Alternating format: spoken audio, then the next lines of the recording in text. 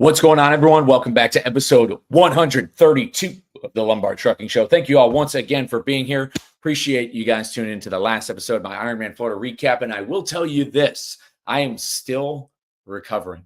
I have tried to go business as usual. Took 2 Orange Theory classes this week, and I am knotted up.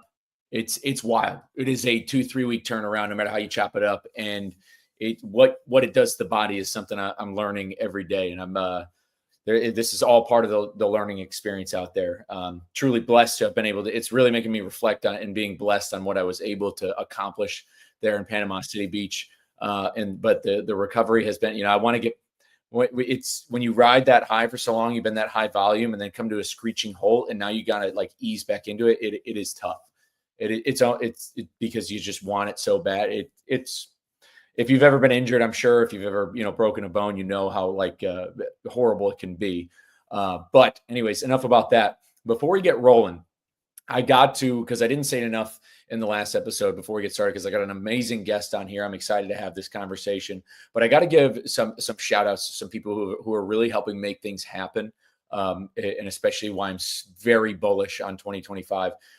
Number one, just a big shout out to Dawn and her people over at Green Screens for the outfit, for the suit. The green suits was very iconic on the course. A lot of people loved it when I was actually running the events, how people recognized me. And I've networked with other athletes since the race who have that's how they've recognized me, is from the green suit. So huge shout out to Green Screens. And I'm hoping to connect with more athletes to let them know, because everybody I talked to at Ironman Florida, it was all about Project 61, driver health. I was really, really preaching. I was talking about Mark Manera and off shift. So big shout out to Mark. Big shout out to Truck Parking Club. And I'm looking more on Truck Parking Club soon. A lot of good stuff. I want to talk about them, but they kept my noggin safe. Big shout out to Super Coffee, again, on the sleeves, on the biceps. Go get yourself some Super Coffee on Amazon, discount code Lombard20. And just a shout out to Jeremy Raymer with Project 61. There's a lot we're looking to really, really get every corner of the industry in on this mission. It's growing. There's so much happening that I'm excited about. So thank you all once again. And thank you to you guys who are popping in here to the live feed. But without any further delay, glad to have this gentleman on the show today. We've been planning this for a little while, but some weather, in what's it called? Some weather up and getting noisy. Anyways, it's getting a little noisy on there. I had another page skipped in the background. But yes, I want to bring on, we've been planning this, but hurricanes and stuff have been coming. He's a hardworking, super driven sales guy. He works for Revinova, and we've had a Revinova employee on this show before. So I'm excited to hear his story and bring him on the show. He's super passionate about building relationships and helping people in this industry win, down to this driver health issue and down to the truck driver. So I'm super pumped to talk to him, get his story. Mr. Scott Cleary, what's going on, brother?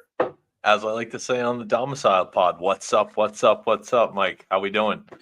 Good, man. How are we doing? What a good name for a show. And we'll get into your show in a minute. I like that it's called Domicile because it has there's a freight undertone to that, because trucking companies have a domicile. People live there. Like there's a freight undertone to that name, but it's also just like, it can also be a welcoming name to maybe freight curious people out there, or just random non-freight civilians or normies. Like they'll be like, oh, domicile, maybe this is about something interesting. And then all of a sudden, maybe they hear something about the Jones Act. They're listening to me. Yeah. They listen a little bit more, but appreciate you tuning in, by the way. Shout out to Danielle, guest of the show. Danielle, also a storied athlete in herself. If anybody doesn't know, freaking bodybuilder.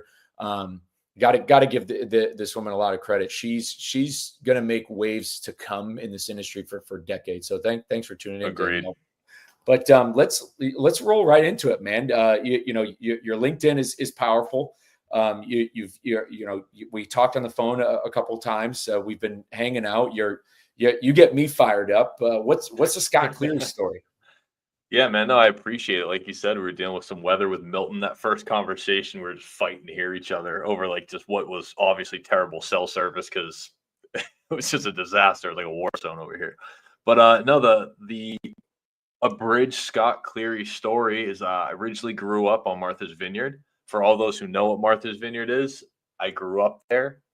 I don't have a summer house there. That's the difference. Just a regular guy. Didn't this guy? He did, yeah. Also Nick grew up on the Klingensmith. vineyard? Yep, and he's part of the Scott Cleary story. Funny enough, so grew up on Martha's Vineyard. Nick Klingensmith, as you may well know, did too.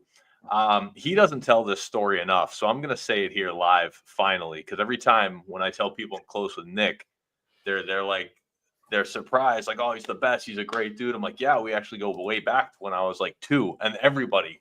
Nick, I know you're listening, so this isn't you. Everybody's like, no way. And I'm like, he doesn't tell the story, man. So I'm going to tell it right here.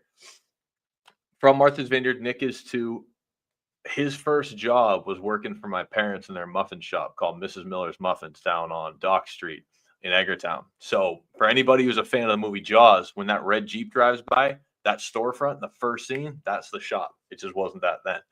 So his first job was working for them in the muffin shop, and I was a little kid kind of wheeling around the restaurant because one or both my parents were always working, and my parents like to call him Nick the Quick, and he started working for him. I might have already said this, about 12 or 13 years old, in the kitchen, and we have the same birthday as well. So we had that loose connection for a while. He babysat my sister and I a couple times back in the day, not to age my friend there, but killer with the voices when he's reading the stories. I do remember that. And again, just loose connections from there. I'd seen him a little bit growing up. I grew up playing hockey and baseball. Hockey was really my passion. I played into 33, played until about 2 years ago. I had a little bit of trouble turning off the edge because it's still competitive hockey. Yeah, there you go, the Muffin Man. Exactly. Oh man, so that's another story entirely. I got one of those, but stopped recently because I wasn't good at turning the edge off from competitive hockey, even though I've been far removed from it. So I'm thinking I'm going to get back into it because it is my favorite thing ever. Again, played baseball as well, caught through high school, played hockey through club level in college. And when I was choosing colleges, it was between, I went to a boarding school for my last 2 years of high school. Northfield Mount Herman place completely changed my life. Met my best friend out there and just opened my eyes to the world because I was just a quiet kid from Martha's Vineyard at the time. Very shy, came out of my shell there. So when I was coming down to schools, it was like, hey, do I want to go? I picked all these big state schools because my mom and dad had gone to college and they both came from big families and nobody else on either side of the family went to school. So both my parents, well, actually my mom's older brother did.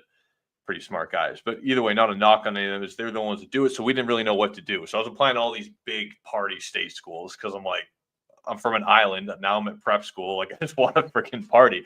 Right. And I was a pretty behaved kid. There we go. Go Bees. That's right. You got Bam Bam Cam in the back there. His Bees aren't doing so good. I like them a little bit more as a player. I think he is my favorite player. We're not going to go down that rabbit hole either. But, so I was applying all these big schools. I got into Penn State as a freshman into their main campus. There's like 12 satellite campuses. And my dad looked right at me. Both of them went to the zoo. They went to UMass Amherst. And he goes, buddy, you're not going to UMass for Suffolk money. And I was like, all right. So it came down between Suffolk or UMass Amherst. And I was about to commit to UMass. Commit just like a regular student, nothing fancy. But then I got a piece of mail from Suffolk saying like, hey, you want to come to our Madrid campus? So as freshmen, you can do it for a semester or a whole year, and you can even come back as a sophomore and do it another full year, or as a upperclassman, you could go for a semester. So and it was cheaper. It was like 10 grand cheaper. So I went to Suffolk Madrid. So España right there. I love Spain. I love Madrid. I still remember their T system in my head. It's pretty crazy. Best year of my life there. I was 19, came again, quiet kid from a small town, no stoplights to no rules in Europe. That's a whole other pod. But had a good college career. 3.86 GPA. Some people laugh at Suffolk. They say it's like a joke of a school. I think it was a pretty good school. I took honors classes. We're not Ivy Leagues or anything like that, but definitely challenged myself. Entrepreneurship and sports marketing major, which is of course why I ended up in logistics. and just didn't know what to do with myself at the end of college. And enter Nick Klingensmith again. My dad goes, "Hey, I think Nick's doing pretty well down in Florida. Why don't you give him a shout, see what he's up to?" We had a couple conversations. I applied, interviewed as a sales rep, inside sales rep, selling LTL. Didn't know what that was, but looked it up, and the rest is history. I spent 10 years working professionally in Florida. I'm in Clearwater, Florida. About 8 of those in logistics, 5 at Blue Grace, 1 at a startup. That is, again, another story in itself that didn't work out. And I've been at Revenova for 3 years. That's awesome. Quick Martha's Vineyard little sides. I have a friend of mine I went to college with is from the Vineyard as well. Okay. His name's Alex Dorr. If I'm not sure if you know him. I know of the Doors. Tall, Yeah. He's tall, currently lanky kids. Yeah, currently in the Marines. Alex, he's active duty in the Marines. I'm pretty sure. I went to school with him at the University of New Haven in Connecticut, Yep. and so we had to look for a new apartment, or like we ended up getting a dog, which I still have this dog, Ella. She's in the other room. Nice. We got this dog my freshman year in 2012, and our apartment didn't allow dogs, but like it was a rescue, and our friend couldn't watch it, and my girlfriend at the time, and now my wife, we were like, we took her in. And the landlord ended up finding out, and so our dog needed a place to stay. She went to go stay at another house in East Haven where a couple other kids I played lacrosse with were, and then we couldn't move into this new apartment until like the August of 2013. So my dog actually spent a summer on Martha's Vineyard at Alex Dorr's house, and literally, so like my dog lived like it was like running around with horses and stuff for like months while like I was while I was in West Haven. My dog was just freaking running around in the vineyard. Like she's lived quite the lavish life. That's my connection to the vineyard, which I'd love to do a whole show on the vineyards, their supply chain stuff coming in by ferry. How freight gets brokered to Martha's Vineyard. Like, could I haul a load from like New York City to Martha's Vineyard? It goes on a ferry. Cause I know like when I used to work at a warehouse in Connecticut, we would send like our rack truck on the Bridgeport ferry to get to Long Island all the time. Because like going around was a nightmare. I'd be curious to do a whole show on vineyard logistics. That'd be pretty tight. It would be interesting. And it's funny that you mentioned logistics, because of course you bring up the ferry. Yeah, you got to take a ferry or you air it in. No, there's no bridge. Even though the distance is about that, St. Pete to Tampa, as far as like the waterway, so it's actually kind of funny there's no bridge. And now I live on that bridge right near it. So it would be very interesting to set that up. And I laugh a bit. Yeah, Cape Cod Express does it.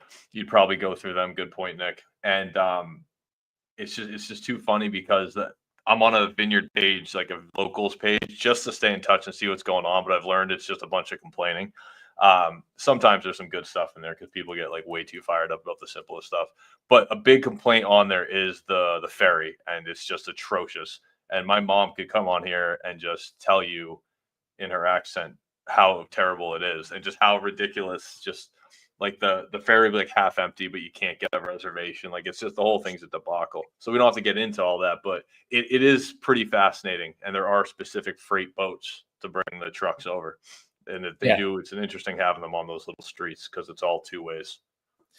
That's pretty tight. So you did some time at Blue Grace. I was going to verify if that was the connection, how you got down with Nick. It was with Blue Grace. You know what I'd love to do? I'd love to start a group, because I went to my undergrad was also in sports management at the University of New Haven. And it's, I'd say I wouldn't call my degree a complete waste. I did have to take like accounting. Yeah. And, I took accounting and finance classes, which like learning some of that stuff was important when I was an owner operator, working with my business partner with like getting our taxes together and like how we underwrote the business, like the fact that like before just buying the truck, we also, we did a full like underwriting, together on it. And because he didn't know the cost, but I knew what the costs were, and he was a little bit better with Excel. So like there's still a perk. And I also like learned about good stuff, like good. And I did good projects on like branding and marketing and like, and how you like, it was definitely good. I think experience will always trump, experience is always better education than, like a formal school setting. Not always, but like for the most part, like, practical application of doing stuff is like where the mind is can absorb rather than a classroom. But I'd say that the program at New Haven was still good. I wouldn't call it a complete waste, especially because I used my GI Bill to go there. So it's not like it was my money going to waste. But I'd love to get a number of how many sports management majors or management are sports in logistics people are currently working, or specifically freight brokers. Like specifically freight brokerage, not so much, not even truck drivers, but like freight brokerages. Because what's crazy is like I had all of my friends had internships with like sports stuff, and it's like, I did not. Yeah. And by all means, like the minor league sports industry, especially in baseball, is really growing, and like sport, those jobs are fun and they're great. They're unconventional because they're not a lot of times like they're not traditional, just like 9 to 5. Like you're on your feet a lot, you wear a lot of hats, so you learn a lot. But they pay dump, and it's like, they pay nothing. It's just like absolute crap. Whereas like similar to my first job out of college, which was Enterprise Rent-A-Car, being a freight broker. I've heard great things. Yeah. I mean, it was an experience, there's a little bit of trauma bonding, I think, at Enterprise because like half your customers just got hit by a car. The other half, depending on where you live, like the other half are like criminals, like, the wrong type, your retail rental people aren't always, they're not just looking to rent a car. They have, ulterior motives a lot of times, totally. especially if you're in a place like West Haven or New Haven, Connecticut. So it's like, you're dealing with a lot of stuff, you're waiting, somebody just got hit by a car. You don't even have one in the lot. One comes back. As soon as it comes back, reeks of weed. Like, and then you got to get to this woman and her kid who just got like hit, just rear-ended. So it's just like dealing with those stories. But the job paid like a living wage out of college, like where you could still where you could still like pay rent. You could like, you can definitely still like pay rent, go to happy hour, paid your bills, like be able to save a little bit. But it definitely wasn't long-term. And that's eventually why I got into it. But to what Nick's point, he just brought it up. They do have good management training. Like you really learn how the business runs. Like you learn about like Enterprise makes money off of utilization, just like almost any business, just like a motor carrier would. You don't make money when your cars are on the lot. So you learn about what your cost per car is. You go marketing, and not marketing where you're like building campaigns, but like you're just regularly going to visit body shops, car dealerships, like bringing them stuff similar to like any other business. You just go in there just to say hi, just like to keep a relationship going. So you do that, and you're not a manager, but you do that as a management trainee. So you're going out in place in the community to like build relationships with people. Like they're not going to give you business because you showed up, but if you show up, 2-3 times a month and bring them Dunkin' Donuts, like they're going to be like, oh, so-and-so's, they're going to rent a car. Hey, call Mike, so to speak. So what they teach you in that program, I think is very good from a business aspect, but the overall job itself kind of sucks.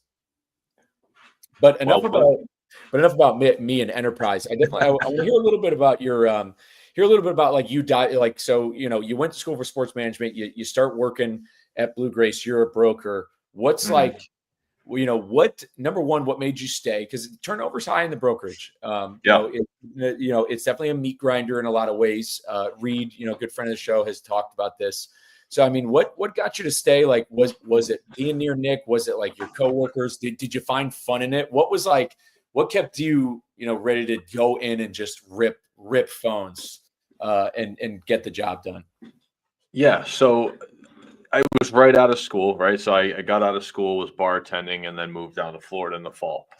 And I think my lanyard, what lanyard, Zach? But I don't think why I was in there for 5 years. It's like I didn't know what I didn't know, right? So I got in. I was a bit of a guinea pig when I was hired. I came to find out years later as far as the process and how I was hired. And Nick was trying something different. He was trying to turn the salespeople. The whole time I was there, Nick was really actively trying to turn the salespeople into non-transactional salespeople. He wanted them to build the relationships, like you were talking about. Really was pushing to chase customers, not shipments. And none of us listened because we were freight brokers. But I did. that was definitely part of it. There was one time he came over to my desk. When I was new, he listened to all my calls, for better or worse, probably better. But he'd walk out of his office and he'd come over and he'd go, and he slammed it on my on the inside of my cubicle, and it said wondering and curious both crossed out. I was like, okay, so, and that just sat in front of me, like it was just right there. And so no, it was, I learned how to get on the phone from Nick and a few other people. Dustin Snipes, I'll shout him out. Patrick Wheeler, rest in peace. Steve Daniels was a rep who was awesome, buddy of mine. We don't see each other enough, but I mean, and that was just in the very beginning, right? Tons of people along the way, Tina Satariano, Brian Blaylock, just a lot of, I mean, just a ton of coworkers I could go on and on for. When I left, it took me 2 hours to go around the HQ and say my goodbyes to the people I want to say goodbye to, which were a lot. And I was hired like 170 and change. And when I left, company wide, we were like 500 people. So it was crazy to see it. And they've grown more since. Bobby and the leadership over there do a great job running a business, and they were nothing but good to me. I think there was a time where I got a little disenfranchised, a little burnt out, which everybody does, but I was just chasing this money in my mind. Like, I had to make more. I made a little bit more every year. I didn't get rich as a broker. I started selling LTL, and that's all I knew. And then there's a little step in between, but the next big one was Nick came over to a couple years in, Nick came over to my desk one day. He goes, "Hey, we're starting a truckload group. I'm running it, and I want you to come over." I was like, deal. I was so sick of LTL.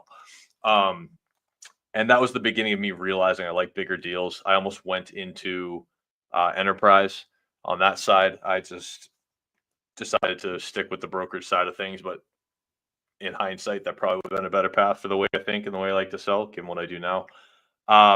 But yeah, I mean, it was a bit of, the people. Nick definitely kept me there. People that I mentioned before, Brian, Tina, P Wheels, D Snipes, lots of great people kept me there. It was a good culture overall. There were certain things, it's not perfect, and I'm not going to air the dirty laundry. That's for the people who work there and for us to work through. But nothing super bad or anything like that. I'm just not going to get into the details around it because it's our business and we handled it just fine, I think, for the most part. But then I realized I wanted to get into tech. I just had enough of brokerage. Wasn't even Blue Grace. Couldn't put me at any broker. I fell into my own bad habits as well. So it was probably time for me to go to their benefit too, and just started really looking into tech. And that brought me to my next job, which was at Paycom. So that's the BG story without getting into everything about it. Dang, Nick's just throwing you under the bus, saying you were lazy. I doubt that. You seem like you were probably a killer. I was a killer for about 2 years. I started in, and this is just being completely honest, right? I started in October of 2014. I was a kid back then. I was 23. See, Nick's just trying to softball me here. So I was 23. Figured I'd move to Florida, get back into great shape because I was always active, always working out. And the opposite happened. I fell into a relationship that wasn't good for me about a year in. That's not a knock on her. It's just we went a long way and it just wasn't a good fit. And neither of us kind of realized it at the time. But I just fell into a relationship that overall wasn't a great fit. Didn't work out, did nothing, sat on my ass, went from probably low 200s to in 2020. So I'm I'm 2 jobs out of Blue Grace now, but I topped out at about 252 pounds. And I'm 6'1", large frame. So like I held it, like nobody was throwing harpoons at me as I walked down the street on the beach. But it was uncomfortable. I was at the point, and anybody who, I know you've had your own journey as well, Mike. So I was at the point where I just didn't feel good. Like no matter what, just felt like crap. I had enough of myself, in regards to this. Hit up a friend who I'd worked with at Paycom. Outside of learning as well as brokerage, how hard tech could be and how much of I wasn't a fit for Fortune 500 life. Just personally, a fantastic friendship came out of that with my now coach. If anybody's looking for a great coach, at Britt Cedarholm on Instagram, give her a look. She's completely changed my life in many, many ways. So now, after working with her for a little over 3 years, which is insane, May will be 4, I think. and I'm like a lean 216 right now, and it's taken a lot of work to get that because people don't realize you cut and then you build and you cut and then you build, and it's just a constant like there's no 6 month transformation unless you're a jack dude who has a lot of fat on him and then just loses it. Like it's just not how it works. So that's what Nick was referring to there. Yeah, when it comes to and I know what you're feeling, and big shout out, nice work, Jamie, on there, especially if you're able to. Hey, there you go, Jamie. To really, if you really just stick with that diet and you like it, and it's working for you, keep letting it roll, keep those good habits. Yeah, I know what you mean. Like when I was super fat, thick, whatever people want to call it. Even now when I talk to friends of mine I went to college with, they'll always tell me, and I don't know if they're telling me to like not hurt my feelings, but they'll be like, man, it's like, I didn't even really know, like, they'll be like, I didn't even realize you were that big. I never saw you that way. They're like, it's just you really carried it that well. And the truth is, it's just, I still wore clothes that fit and I had a beard. So it like hid my other skins.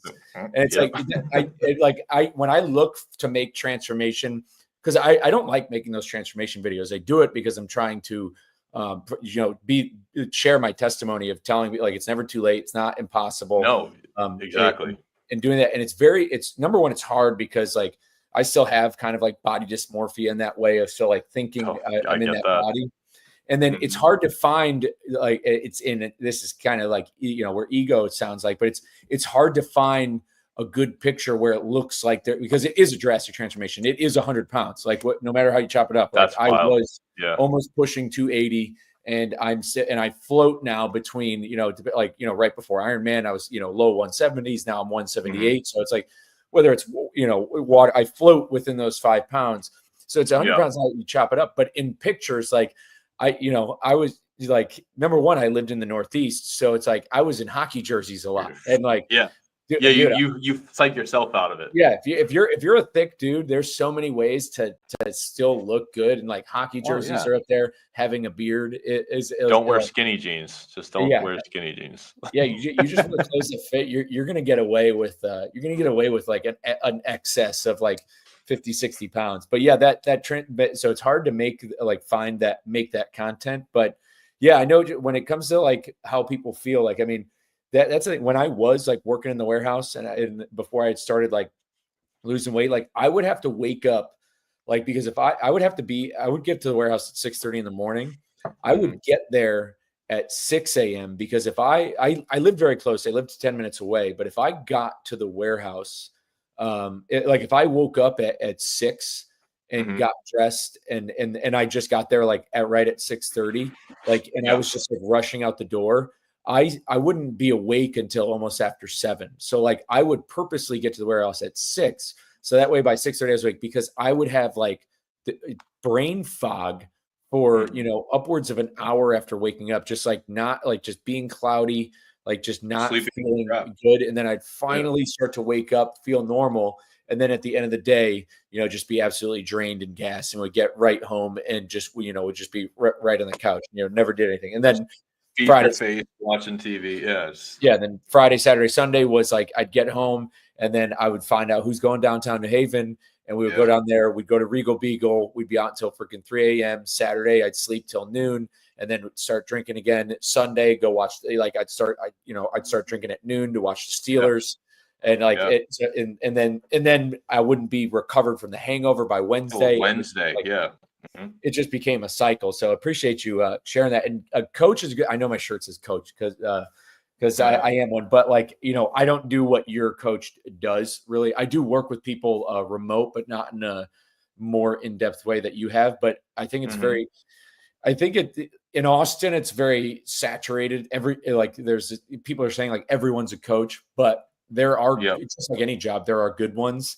And like when you find one who, like, there's no reason why people have kind of like, whether we know it or not, like our parents and our grandparents did have coaches just in a different way. They maybe just had better, more role models in their life that kind of helped them and people who guided them. So anybody who's looking to make a change, don't discount actually, like, especially if you're a trucker or you're a broker and you don't have time to go see a personal trainer in person. Like when you work a job like freight and logistics, like, and you can pay like, because that's the thing, if you're paying somebody to work for you. Like they will work for you, but you know, you just like whether you're remote and you can't get to a PT, like it's definitely worth it. But It's 100% worth it. And like you said, you got to find the right one because what she does works for me. I'm definitely a carrot, not a stick guy. And for all of the mistakes I've made through my time with her, like I've never been scolded or made to feel bad once. Any anxiety is completely from my own head. Like anytime I left something off what I ate, if I off my plan, right? Any of that stuff, that was all on me in my own head. Like never once, like I just once was told her like, yeah, I had a terrible week. I got my workouts in, but food just ate like a dumpster. And she was like, okay, well, why? And like asked questions and we went through it. And it's like, and she's taught me so much. And what's crazy is she's like 4 or 5 years younger than me. So she's not even quite 30 yet. I think she's really close. I always forget, but it's just, she's very wise young woman, great person. So yeah, you got to find yours. yeah, some of the best coaches I know in the Austin area, especially in people I've worked at Orange Theory, I'll find out that they're like 25, 26. But then I learn their life story, like how they were raised, how they were brought up. You know, some of them are from like the Valley, Rio Grande Valley. Like, they didn't have like similar upbringing, so they've learned a lot. And they had coaches themselves. But yeah, when it comes to the food thing, and I tell people a lot this because losing weight is just it's calorie deficit. Law of thermodynamics, and like people like your own anxiety be like, oh well, I ate like crap, so that means I'm probably not going to lose weight this week. It's like the caloric deficit is based on a weekly and monthly scale. Like you need to be in that deficit over time. So if you just if you had a day where you just didn't eat that great, it's just you just kind of make up for it over the next 7 days, like by just keep doing the right thing. And eventually you get to this 80-20 point. People really get caught up. It's just like anything in life, business, job. Like when it comes to your fitness and diet, it's just like nothing's really roadblocking you, but like your own mind that's gonna, gonna slow you down on it. But no, I love that you have a testimony in the game. We definitely need more. Because like on LinkedIn, especially, a lot of people are very passionate about the industry, and I want to get into Revanova in a minute and what you do there. But like and that's why I try to, when I post on LinkedIn, I talk about Orange Theory every now and then, but I like to keep it about just fitness in general and how it in the industry, because like it again, like. The industry is still kind of fractured. Truckers are on TikTok. The industry is on LinkedIn. And I think, and I wish I can get this show, and I'll figure it out somehow. I can get my show live on TikTok because I think it would be great. But like there's a disconnect in the industry in general between like brokers and carriers and drivers. But even in the social media realm, and drivers are still for the most part also a lot on Facebook and Facebook groups. And so it's just like the more drivers we can get on LinkedIn, but that's just sidebar. More people also like starting to talk about like wellness as a whole out there, like people who were brokers, like people who work in this industry, whether they're recruiters, wherever they're at, they should talk about this stuff because we see the stats, the RFK stuff. Everybody's been talking a bit. There's a lot of momentum rolling about, this Make America Healthy Again stuff. And people are kind of waking up to the garbage in the foods. And it's like, once they see that their peers are thinking what they're thinking or feeling what they're feeling, and then they see like, oh my God, I met this person at a conference a year ago. I had no idea they went through this transformation. So it's just like, it is good to get this stuff on the interwaves. And yes, Danielle, can agree with you more. Body dysmorphia is real. There's plenty of days where I wake up and I believe that I'm still like this gargantuan forklift driver, and the transformation photos help out. 100%. So my coach has me take them weekly. And one thing I didn't realize is in the beginning, I didn't know what I was doing, but I was cutting my head out of the pictures. So I would crop my head out of the photo. A, because I know what I was doing, but B, I was subconsciously so self-conscious that I didn't want my face in I didn't want to admit it was me. That's all I could come up with, right? And yeah, to Danielle's point, to your point, like I have one thing you can do to battle that is to not what's called, and I'm sure you've heard of this, Mike, not called body checking. Like just stop looking at yourself in the mirror. Like simply don't look at your own skin. Wear clothes, don't change in front of a mirror.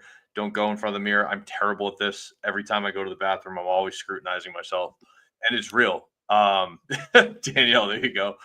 Zin for the win. And I go back and check out those photos because I just need to. And even if I want to look at, it depends on my mood, right? Maybe I want to look 4 months ago and be like, oh yeah, you did maintain that weight well, or you did cut well, or you didn't dirty bulk, like you did bulk but not dirty. Um, thanks, Paul. Appreciate it, big guy. That's my co-host, Paul Barsamian. But it's you just got to remember, and again, I keep stealing all of our lines, but like how you look's the least interesting thing about you, right? It's going to prolong your life, give you a healthier life, and you're just going to realize things that are important to you as well, and it'll give you confidence to accomplish other things. Because I could never even fathom losing 5 pounds. I couldn't understand how to do that, and now I've gone through all of this, and knowing that I went through that actually pushed me through starting the pod with Danielle for a little bit. Unfortunately, commitment, she wasn't able to stick with us, but with Danielle and Paul, and like to actually push through the very beginning and the anxiety of performing and what it's supposed to be. So I'm going on a tangent here, but it just showing that you can, like, controlling a big controllable in your life will help you remove a lot of other obstacles. That's the short way of saying it. Yeah, no, that's, and I've said this like over and over again on the show, as I've gotten healthier, the more and more I want to give, the more and more I want to do. Like I want to open myself up, and that it's the same story of how I started my show. Number one, I was pressured. A lot of my friends are like, dude, you're going on 6-mile runs as a truck driver. You should be talking about that. Like, you should be. And I'm like, I was like, I tossed it. Does the world need another podcast? I was like, there's already. I thought the same thing. Yeah, there's already fit drivers out there. But like, it's like I started my transformation, 6 years ago, right around this time, middle of November, right before the holidays, when my good friend, Matt Good Brown, served with, passed away. Yeah. And that's why I tell people, like, start now, start whenever. And I'd started then, and I've mentioned this before, at my last job, I was offered a promotion 5 weeks before my wedding in 2019 to be the ops manager at a store and warehouse in North Jersey. And by that time I had already lost I'd lost some weight. Like I was along on my journey, and I was getting healthier, regular at CrossFit, like drinking a little bit less, changing my diet, grocery shopping more, etc. And when I was offered that promotion, I knew what the job paid, and I was offered less than what I believed the job was paid. And so I, for the first time ever, negotiated that salary. Like I came back, I said, hey, I really need to do, I need you to meet me here. I basically, I reached back out to the GM, and I was just like, this is what it's going to take, especially because I have to move so close to my wedding, all this stuff, blah, blah, blah. And it got turned down. But if I was offered that job a year prior, before I had started my journey, I would have probably taken that job like immediately, thinking that thinking I was like very lucky and blessed to get it. Like what a rare opportunity. And I still have that veteran in me. Like when somebody offers you something like that, a promotion, like you take it, like you take the job, right? And that's how a lot of veterans think that way. You take the job, the money thing you'll figure out later, give it your all. Like they'll see your merit, and then they'll start paying you more. And really, that's not how the whether it's warehouse, the business world, the corporate world doesn't work that way. But take what you want, because I got stronger, literally physically, I mentally got stronger, and I negotiated salary. It got, I was talking about leaving Connecticut for years, and in 2020 we left Connecticut. As I continued this path, I literally shifted. Like I went from warehouse right to I just changed careers immediately when it came time to get off the road. So when I got off the road last summer, I'm already a marathon runner at this point. I've had friends tell me all the time, they're like, I think it's crazy how you just got out of the truck. Cause I got out of my truck, and 3 days later I was at Orange Theory coaches training. Like you literally finished hauling a load and went right into a completely different industry. But I didn't leave the industry together. I still had the show. I was doing driver recruiting. I was still tapped in, but I just parked the truck and boom, I was at Orange Theory coaches training, in group fitness. And it's but it was because I strength trained and did such long endurance stuff. My mind got stronger as I got stronger to kind of branch into new things, want to take more risks, be willing to take more risks, help more people. And that's kind of what it does. And that's why I'm all very passionate about getting the industry healthier, because it's my whole philosophy. it's my whole philosophy. I believe that the root cause, there's so many problems in the industry between the parking, the pay, the fraud, the problems really, go on. But I believe, like, you look at our testimonies, and like, as we got healthier, we wanted to help more people. Things got better in our life. If everybody, especially the drivers, were able to like dial in and get on this same, like, now, I don't know, nirvana, you want to call it, the same, like, level of like being, being like lasered in, like if they can feel this good, like as good as I feel, a heightened state. Yeah, it's like a heightened state. They'll want to get, they'll want to solve. They'll be more apt to solve these problems. We've got, they'll be more apt to advocate more. Like they'll be persistent in following up with congressmen and doing all that, very mundane stuff. But we can definitely. I mean, we'll definitely. You're about to be a regular on this show now. We finish. We got to have you on also before we go on, because I want to talk about your current role. For everybody listening, every Tuesday at 6 a.m. everywhere, go the Iron Minds podcast. Myself, Trey Griggs, Nick Klingensmith are live at 6 a.m. every Tuesday. I'm outside with my plate carrier. Nick has his obstacles. Trey has a home gym. We're moving our bodies and just talking about, fitness stuff. So tune in. We'll have to have you on that as well. But Nick had mentioned it. Yeah, I'm usually rolling into the gym right about that time, so that's not it's a good time for me. Yeah, or 6 a.m. Central. 6 a.m. Central. Oh, I'll be in the middle of the workout. That works too. Perfect. Yeah, even better. But so, kind of going on that. So you left being a broker. And that's when and I wanted to chime in on that real quick. It's kind of like and I think brokerages are evolving in a way, or they're going to have to evolve to reduce their turnover, because you do have to build community, and it's like, you don't want to grow too big to where you lose your good talent. But like, to do that job, it's just like driving in a way, but to do that job for that long of time, like what that level of activity, you got to break it up somehow for a broker. There's definitely got to be clear career path growth, or you got to reward them, like send them to the conference. Like when I was, F3's going on right now. I was at F3 last year. Arrive Logistics. I love F3. I love F3. F3's fun. Yeah. Oh yeah. And I'm definitely going to go next year. I got to talk to, I want to give a speech at F3. That's my manifest goal for. I know Nick wants to do that sometime. He wants to speak at F3 someday. So let's manifest that for both of you. Yeah, we're gonna make that happen. But like, F3 is going on. Arrive Logistics won, like they were in like top 25 like freight tech companies or something.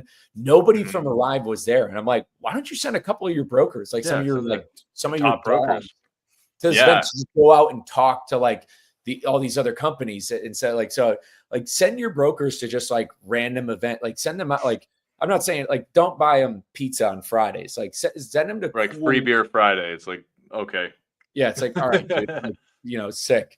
But yeah, let's kind of, I want to give quick shout outs. Nice job, Kathleen, losing 90 pounds. Wow. 6 Kathleen, foot. Still got more to go.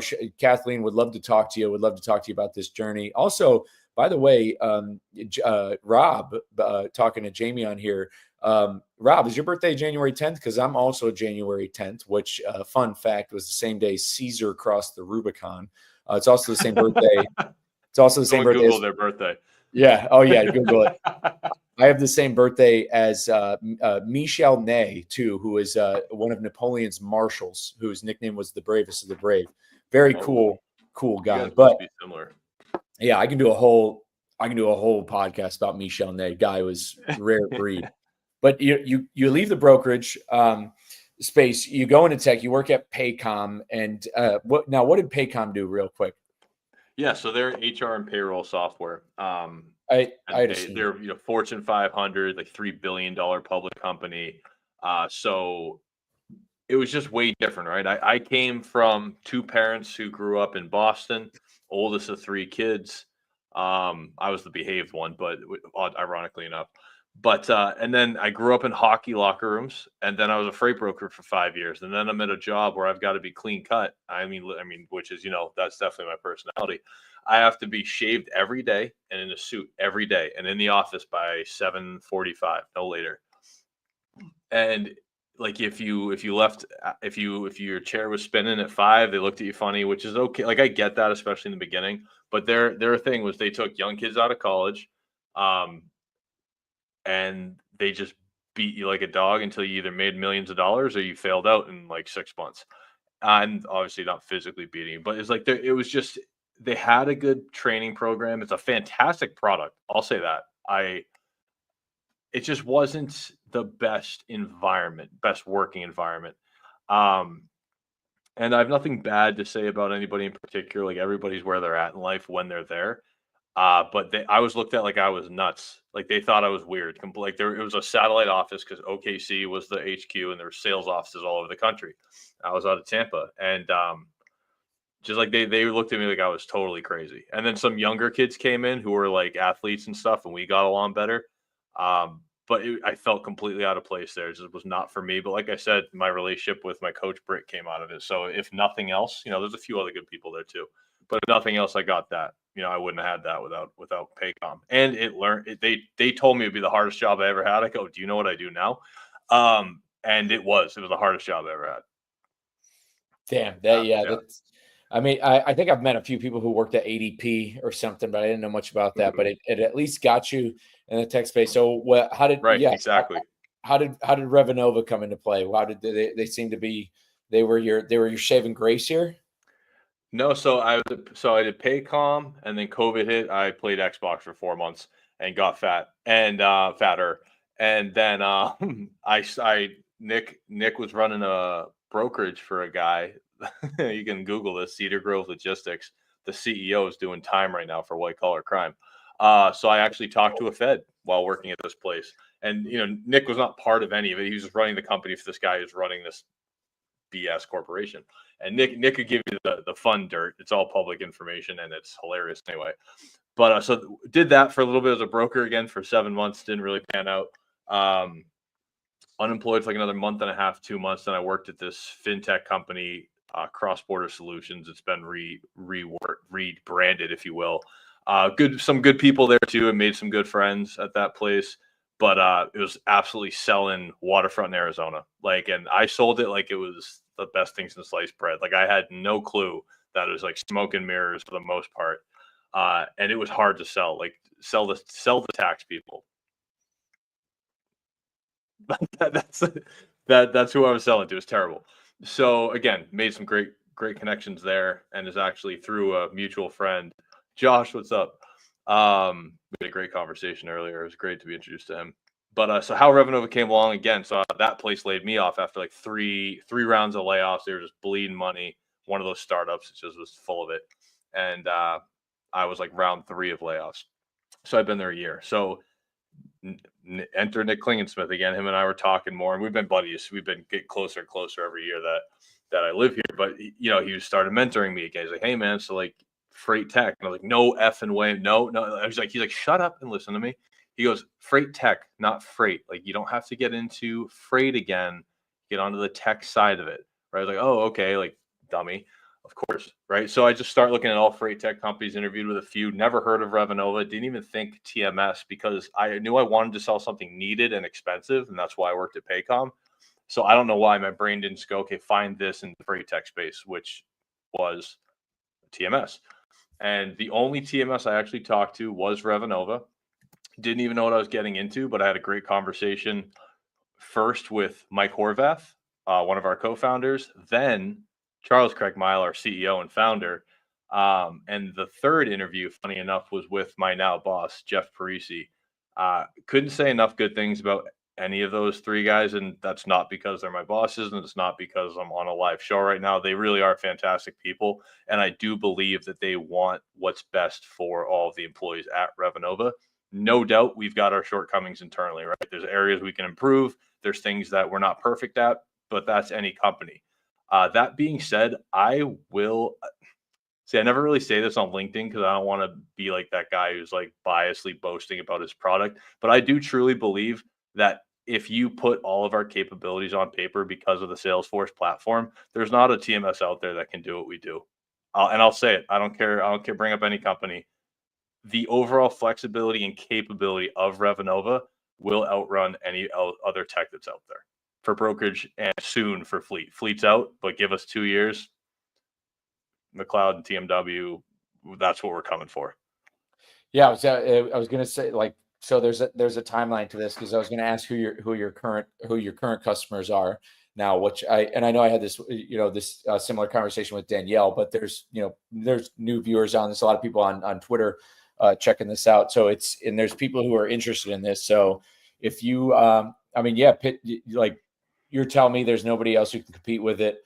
I kind of have a sidebar question on that in a minute, because it's about a trucking company. Because when it comes to, like, I went to F3 last year, and when it comes to a lot of these, it seems like TMS is something that, I think tech people get in, start a TMS, and they like, I don't know, for some reason, I feel like a lot of TMSs have appeared in the past, like 10 years or so, and then they end up like fluttering away.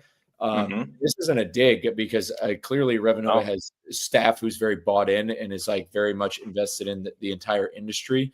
But what's going to make Revenova stick out over the next 10 years or so? What gives you that confidence? Yeah, it goes back to the being on the Salesforce platform. We're an ISV of theirs, so we're not owned by Salesforce, but they're very good partners of ours. And it's just the flexibility and scalability of the platform, right?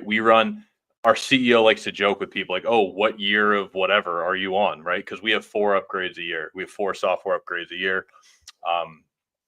No other TMS does that. So you have the latest and greatest tech that's available in the market by a company, Salesforce, that invests over 4 to 5 billion a year in R&D. $1 billion of that is safety and security. That's with a B. No one else can say that. All of those upgrades are free to our customer. They're light lift. They're backwards compatible with any custom dev that we, a third party, or the client does, because you don't need us to make any changes in the system, from something as simple as a custom field to something as complex as an API or webhook. Everything those extremes and in between, you can do yourself if your team has the chops.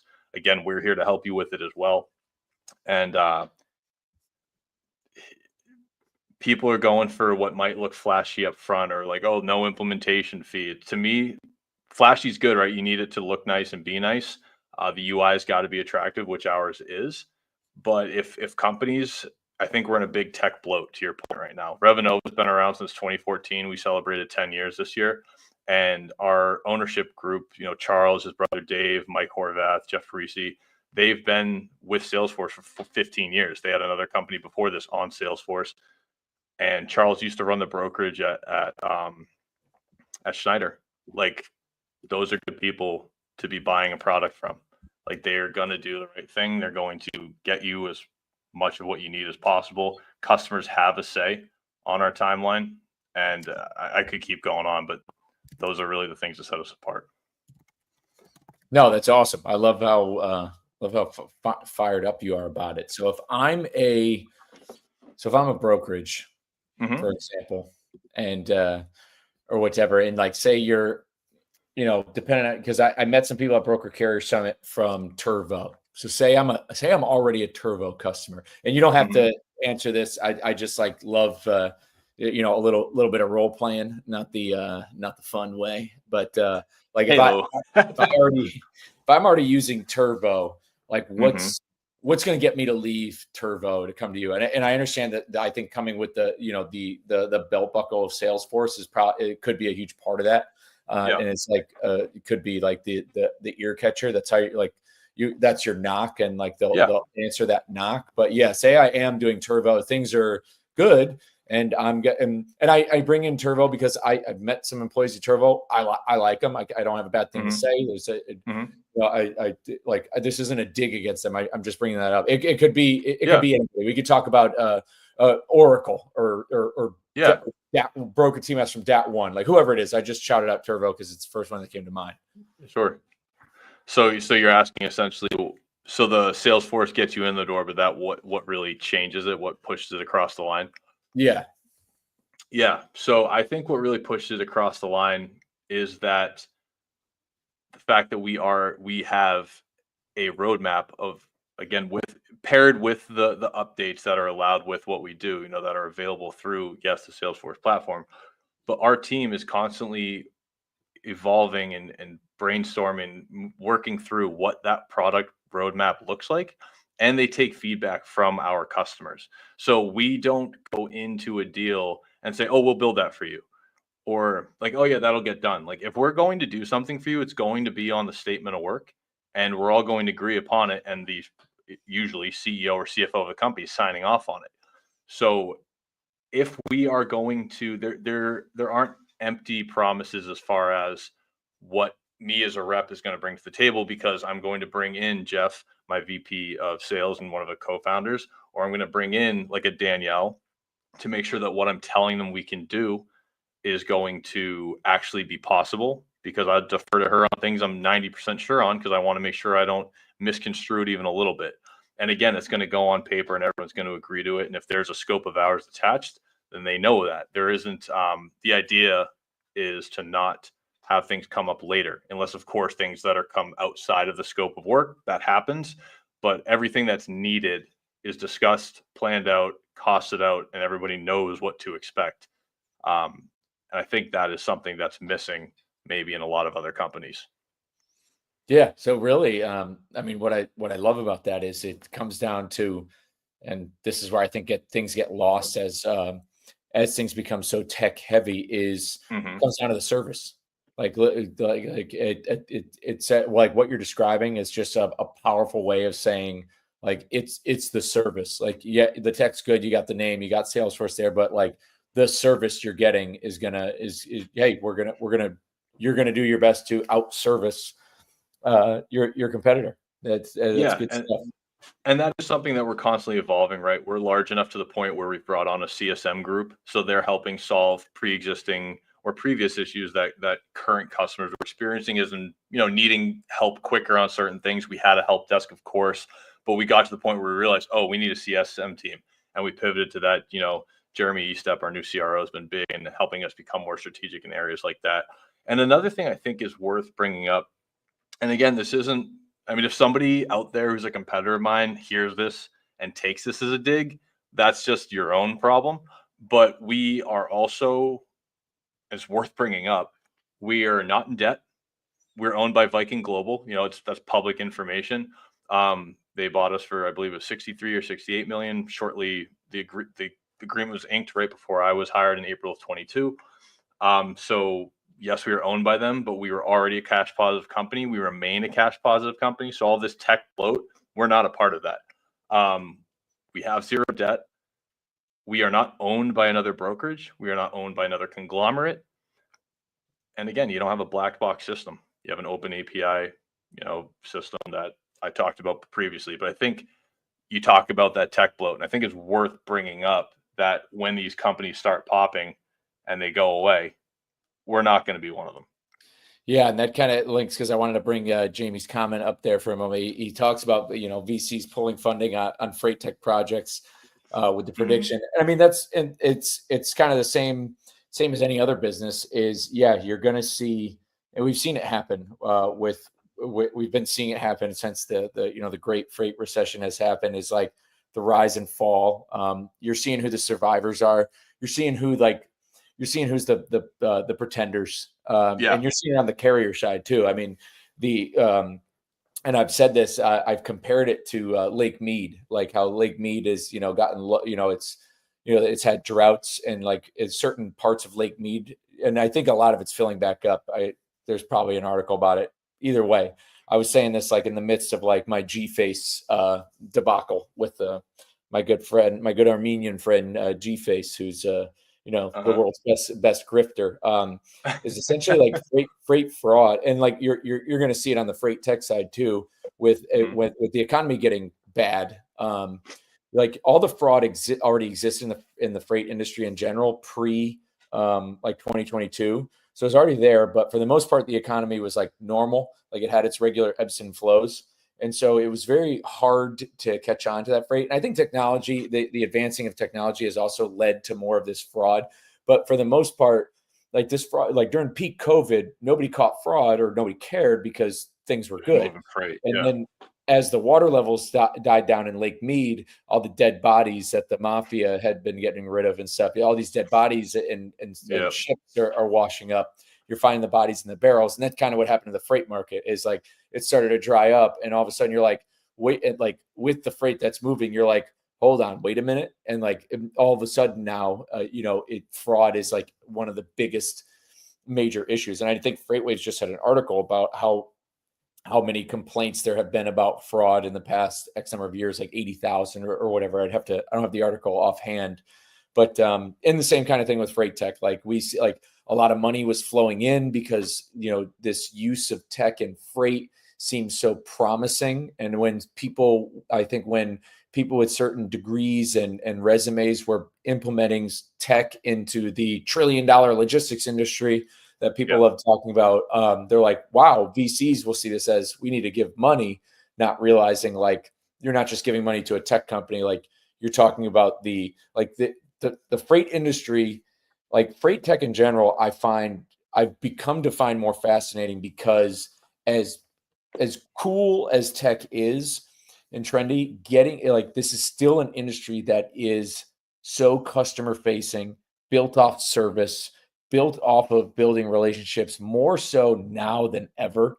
That like you can't just be like, we've got the best tech out there, like give us money, because everyone's going to say that. Yeah. Between carriers, especially if you're trying to get into the carrier market, like carriers are like, sick, you have the best tech. Like we have paper BOLs, dude. Like and when you're on the carrier side. So like having this like flashy tech doesn't really that's not what sells it. Yeah, it's a completely different sell between the brokerage and fleet side. And I have a lot to learn on the fleet side, but you're right. And I was going to say, and I know we're running a little bit on time, but we can keep rolling for a bit. I wanted to, you said Revenova is, you're just brokerage now, but if you're not giving away any inside baseball, you said within X number of years you're going to fleet. So we've got fleet. Fleet's out, right? Yeah, they came out in our fall release. They're seasonal. We've got it. It's just we had a dispatch console for a couple of years, but then we hired a couple of folks from other companies who really knew the fleet side, because our bread and butter is brokerage, and really helped us build out what we're calling 2.0. We came up with that all on our own, and I'm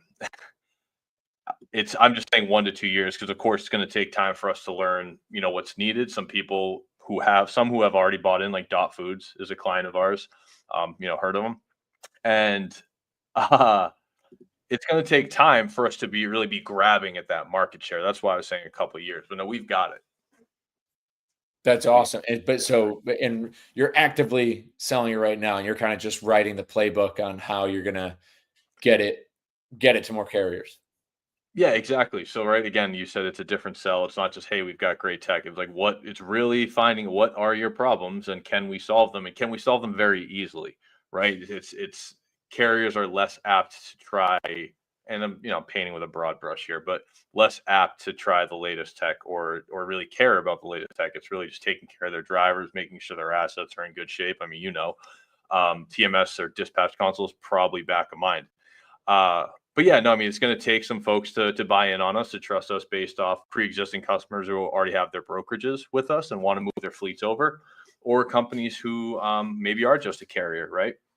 And they're going to have to understand that it's a newer product, though it is ever improving. And those first couple of years, the first people who buy in are going to have a heavy influence on what new iterations of it look like, and will help shape it to their to their advantage. And what's great is you can do that anyway. Like I said earlier, you don't need us to shape your TMS from something super basic to super complex. Can be done without you.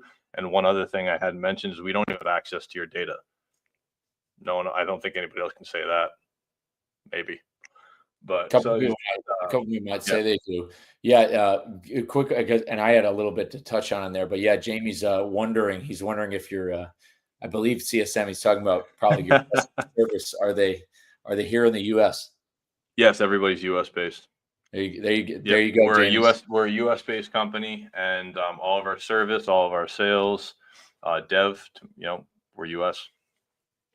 So yeah, kind of going into this carrier thing, and I talk about this a lot, and this is what I've been reaching out on LinkedIn because, like, I've got Super Coffee in on this, being the Mhm, better for you option for drivers, like health wise over mhm. the road, and a lot of what I want to do, and I've mentioned this on shows, is like, especially with Project 61, is getting more brands in front of this to where they're not like, it has nothing to do with like them like entering the industry like a tech company, but it's them like acknowledging the driver health epidemic and then being like, hey, we have a product that's better, kind of like Olipop soda, or Poppy soda is another one, like these Yeah.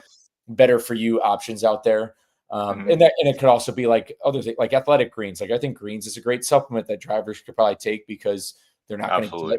get some of it. Like greens would be good for a driver to have of her own. There's no no wellness company is marketing greens towards drivers, and it has nothing to do. And like I wasn't on to pull that in. And what I tell people, and I had a conversation with somebody from Celsius about this, is that and this is the same applies for freight tech, like like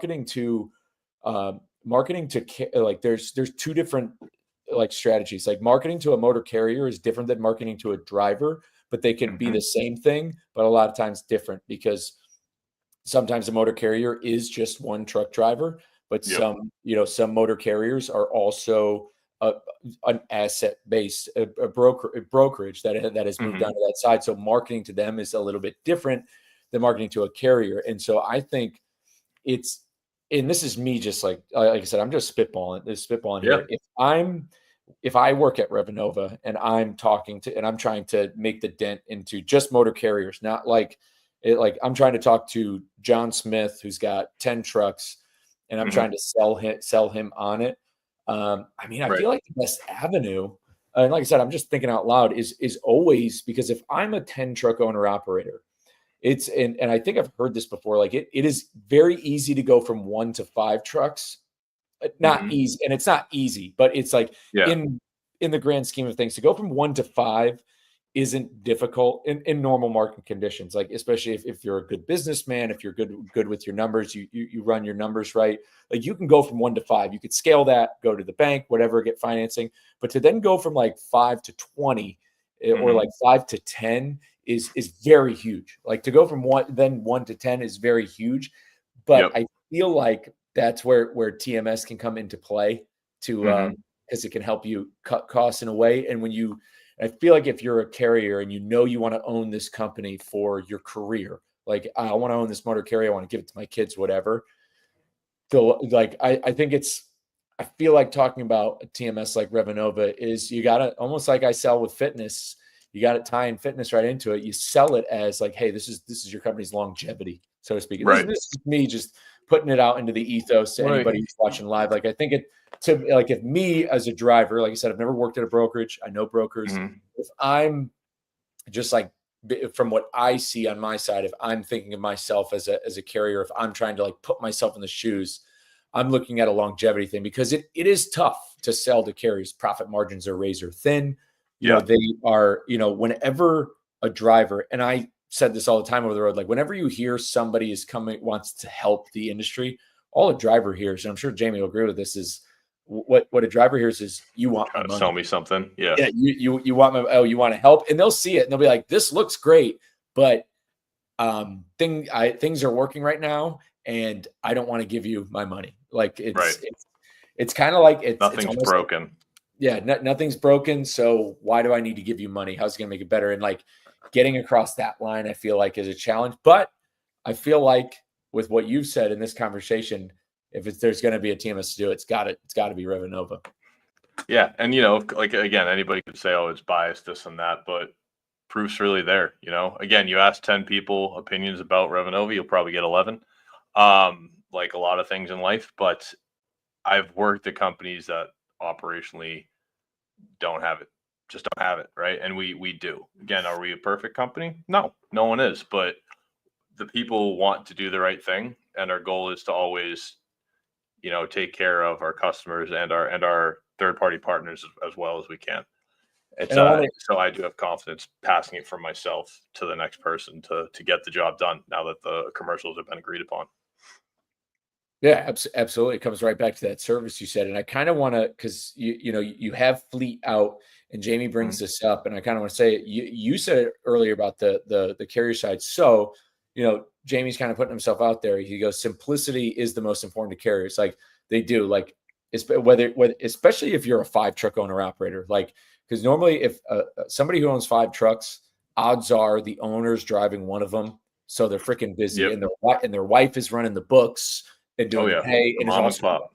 and is also probably dispatching, and it's like the one who would Mhm. they're the ones who would benefit from using Revenova. How, like, what you said, it's very simplistic for brokers on the fleet side. Like, how do you just have, like, do you kind of have it like locked up, like it's just ready to go? Like if you're like, if I was the owner of 5 trucks and I buy, fleet from Revenova, is it like turnkey? How much training would somebody really need? Yeah, so I'm still familiarizing myself with the fleet side. From what I have learned and have understand, because again, it just became live, so I'm going to begin really learning it, seeing bits of it. And Danielle could speak to this better than I could, but that's all right. So is it turnkey and easy to learn and set up? Yes. So there's a base package. You don't need to configure things out the wazoo from the jump, right? We do that for folks during the implementation.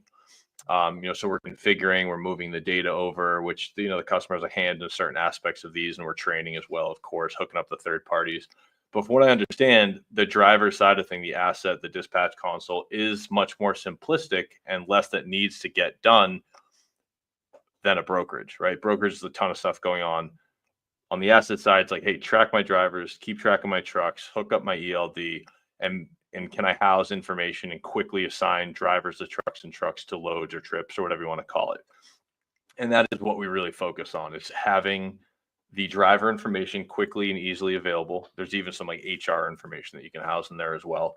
We have a maintenance module, so if you have it in-house or outsource it, you can use our own maintenance module if you'd like, track costs, all that fun stuff. And again, just the idea of simply pairing a truck with a driver, because typically, they're not switching out of trucks unless it's a more unique situation. Owner ops are always in their trucks, and even company drivers more or less use their own. But you have the availability of slip seat. You can easily move people in and out. We break it into what's called legs. The trip is broken into legs. You can, decide just with clicks of a button, are you going to, is it team or not? Does it have to go over to the brokerage or not? We're talking about a 5 truck company, so not a brokerage. But it's just the clicks of the button. Are you paying them for deadhead or not? It's the box click right within that same trip, right within the leg of that trip. So yes, it is simple. I will say Revenova is an upfront investment, so I'm still learning where we're going to fall for as far as affordability for carriers. I don't know. I know with brokerage, we're more so in the medium to large cap companies. I mean, I've signed a 1-person brokerage. I signed a 5-person brokerage. I've signed a 350-person brokerage. And some of the bigger ones even had big fleets that are going to be looking at us soon too. So we are more of a mid to large cap business. But if you do want it simply set up, need to track my drivers, sign up to trucks, loads, etc. Yeah, it's clicks. It's just a matter of a few clicks.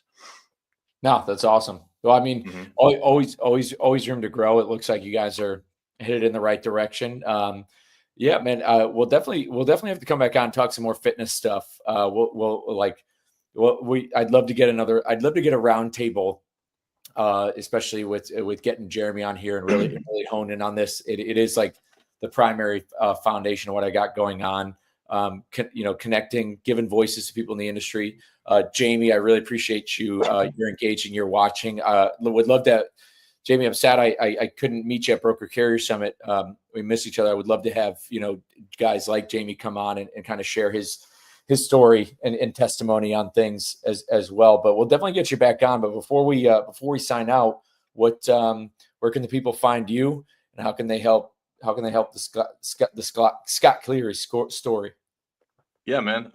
So folks can find me mostly on my LinkedIn right now, but the podcast that I run, domiciled, focusing on drivers and their stories from the road, really trying to get that out there. Thought it was going to start off as funny stories, but learning that a lot of drivers do have a message they want to get across. So I'm really trying to foster and promote that. So Lombard, we got to get you on the pod as well. So at What's Domiciled on Spotify, YouTube, or Instagram. I'm not a social media guy, and I'm the one chopping it all up. So bear with me. I think the long form is where you're going to get the most entertainment, anyways. And we are growing. Like I said, Danielle Chaffin helped us out with our start. Unfortunately, like I said, because of commitments with job and life, she wasn't able to, give a lot of time to this, which is okay. Would love to get her back sometime. But Paul Barsamy and he works over at Conduit for doc scheduling software. So check out Conduit there. A little shout out for those two. I don't do this alone, and Danielle was a part of the beginning. So again, at What's Domiciled, YouTube, Spotify, Instagram. I'm all over LinkedIn. I've been growing that part of things. I try to keep it interesting. I'm still learning myself on there, but yeah, I mean that's about it. Not a huge social media guy. If you want to check out my personal Instagram, I'm on there even less than my domiciled Instagram, but trying to get better at that too. That's at Scotty Love Handles. That's so Scotty SCOTTYLOV a 3 instead of an E, and then handles HANDLEZ. That's a little inside joke with myself. Scotty Love Handles. That's my personal. Dude, love that. That's awesome. Dude, I really appreciate what you're doing with What's Domiciled, wanting to get driver stories out there. Like, I mean, I like, I'm not taking credit or anything, but like, it's, we talked about manifesting, but it's like, I've been having drivers on the show telling the stories, and now we've, somebody else is coming into the ethos who's getting driver stories out there. And we like the more the merrier. Like we need, like, that's it. Like giving a voice, like there's, over 3.5 million over the road truck drivers out there, each with stories. Like people drive on these highways every day. You just see these trucks, and there's still, for the foreseeable future, going to be humans behind them. They have a story, they have a purpose. They're not machines. No, their stories need to be out there. And, I'm not saying don't listen to Rogan and Theo Von and some of these other, like, Andy Frisella and some of those guys and what they have to offer. But like, here, I think humanizing, we need to humanize this industry a little bit more, because I feel like it does get caught up in numbers and freight and loads and moving and like XYZ. And when you humanize it, I think it just makes it that much better. I think it'll bring the industry together. I was going to walk, I'll bump you out of the studio in just a minute, because I'm going to walk this out, but I just reconnected with, somebody who worked at my family's company. He's a cousin of my grandfather's, Ronnie Lombard, and he was talking about him and I were talking on Instagram recently about like how much, like how when Lombard was a big company, how it was so service oriented, especially because back then this is when they had the ICC and there were freight minimums on what you can haul between cities, and but there were carriers, but even though there was a freight min, you could always pay more for it, but you couldn't go below a certain amount. And there were companies who did pay more for Lombard and their service, because of relationships built amongst the drivers, between the drivers, the customers, the shippers, and so I think the more we humanize especially the largest stakeholder in the industry, the driver, the more we humanize it, I think the more. I mean, the industry can only benefit from it. So I just want to thank you for starting your show and keeping the hammer down on it. And yeah, I'd love to come on, tell the Lombard story, get that out there. It's a part of trucking, American trucking history. I love it. I'm proud of it. I was crying at the finish line of Ironman, because I just wish I could have called my grandfather to thank him. I was, thinking about him a lot these past few weeks. I just wish I could thank him for, giving me this to me, even though there's no company anymore. He's still like, what he gave to me. So it's special, man. But appreciate you coming on. We'll definitely do this again. You guys know where to find him. I'm going to bump you out. I'm going to walk this bad boy out. All right. It was a pleasure. Yes, sir. Thank you guys once again for tuning in. Episode 132 of the Lombard Trucking Show. And yes, a lot more cool stuff to come. And I've been making it a point to really laser in on what this show, where this show can go and what it can do. There's a lot of great stuff happening. I want to give a big shout out to guys like Lee and Lisa Schmidt. Our organization, CDL Drivers Unlimited, built a relationship with Vivek Ramaswamy while he was running for president. He came to Iowa 80 Truck Stop, talked to drivers, talked to members of our organization, and we've had open lines of communication with him. He's going to have a new role in the incoming presidential administration. And the current pick for DOT secretary is somebody who was Mr. Schmidt's congressman, so he knows him. And Lee had submitted a resume to be the head of the FMCSA. To be the head of the FMCSA with his resume of being over 30 plus years of safe driving, a lot as an owner operator. He is the guy who should be in that role of head of FMCSA. And his story is what I want to end this with, because he has been persistent in his advocacy. He has been going to DC on his own dime. He has been followed up with his congressmen, senators, regardless of party, for years. That FMCSA Green Book, he knows every freaking word. I mean, this guy, he knows the regulations. Like he is the guy, like who should have that job. Whereas the people who are normally in that role are unelected lawyers and bureaucrats who really have no connection to the industry. And I feel like they may have the job because they knew somebody or something like that. And through his persistence, I mean, he's gone back and forth to DC. He protested the ELD mandates. He's gone back and forth, and a lot of his work is almost in so many ways gone unheard. But he's now at the doorstep of what I think is a really good possibility, given the optimism of guys like Vivek and his new role within this administration, a relationship that we had built with him, a relationship that he had built with his congressman, who is now going to be the Secretary of Transportation. There's a real possibility a guy like Lee, who I know personally, like somebody I know personally who could be in a role that I think would benefit millions of American lives. So whatever you're doing out there, don't quit. If you want to do something, just get started. It could be anything, whether it's losing weight, go for a walk, start a podcast, download freaking Spotify for podcasters.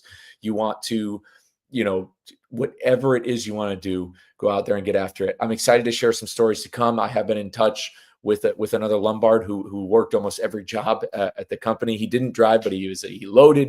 He was a stock guy. He ended up being their safety guy. He's got a lot of great information, very awesome info on how Lombard innovated as its time as a trucking company. I've been getting a lot of pictures and stories from him, and it's been great to reconnect with the guy. But more to come. Again, if you're a driver out there, would love to have you on the show. I want to, just as I just said to Scott, the more stories, the better. We need to keep growing this voice. I said it in the last episode. Anything I can do as an Ironman, as a content creator, as somebody who's has skin in the game in this industry, it's all about being able to just have a platform to give back and make the industry better, make people's lives better, and just help people win. That's what I'm all about. I know I came from work. I'm wearing the shirt, but a coach coaches a team.